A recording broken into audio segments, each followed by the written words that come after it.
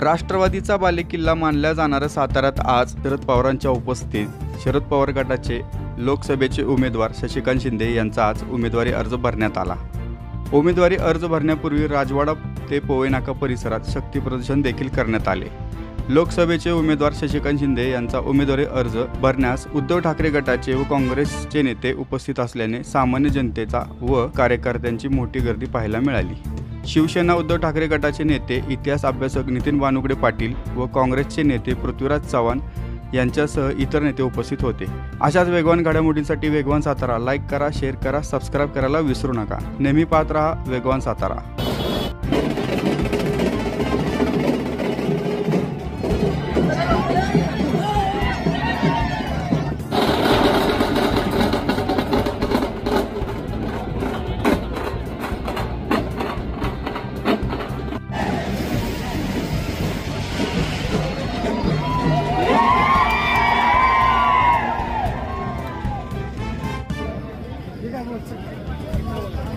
पैसा घेणार आहे का चालेल